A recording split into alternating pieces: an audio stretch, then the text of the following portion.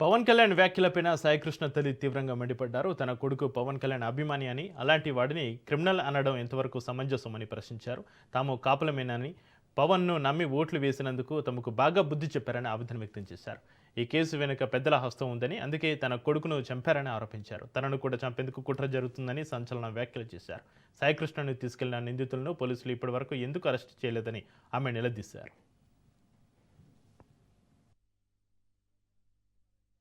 నా కొడుకు బూడిద ఎక్కడుందో నాకు కావాలి, లేకపోతే నడి రోడ్డు మీద నేను పెట్రోల్ పోసుకుని చచ్చిపోతా. నాకు ఇంకంతగానే ఏమొద్దు, వీళ్ళ ఆస్తులు వద్దు, వీళ్ళ పొలాలు వద్దు, వీళ్ళ బంగారం వద్దు, నాకు అసలు ఏమీ వద్దు. నా బిడ్డ లేక నేను అల్లాడిపోతున్నా. 2 నెలలు అయింది, నాకేమి ఇచ్చారు? నా కొడుకు మీద ఇంకా ప్రచారాలు చేస్తున్నారు. ఆడు క్రిమినల్ అని, అదేని ఇదేని మాట్లాడుతున్నాడు. ఇప్పుడు ఉన్నాడు కంటే నా కొడుకు ఏం క్రిమినల్ కాదు. నా కొడుకు నిజాయితీగానే ఉన్నాడు. ఆ నిజాయితీ నచ్చక ఈ నాగరాజు తీసుకొచ్చి పైన ఎక్కడో పడుకోబెట్టి మేకులు కొట్టి అతి దారుణంగా చంపాడు. దేనికి చంపాడో, ఎందుకు చంపాడో, ఎవడెవడు పాత్ర ఉందో మీ అందరికీ కూడా బాధ్యత ఉంది. తీసుకురావాలి, బయటకు లాగాలి. అంతే, నేను ఇంకేం అడగను మిమ్మల్ని. నాకు చాలా బాధగా ఉంది. నేను ఉంటానో చచ్చిపోతాను నాకు తెలియదు అయ్యా.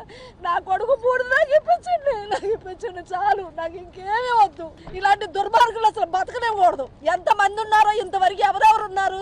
ఒక 5గురినో 4గురినో అరెస్ట్ చేశారు. మిగతా వాళ్ళు ఏరి? ప్రతి నా కొడుకు నాకు తెలుసు. వాళ్ళలో నా కొడుకు పూడి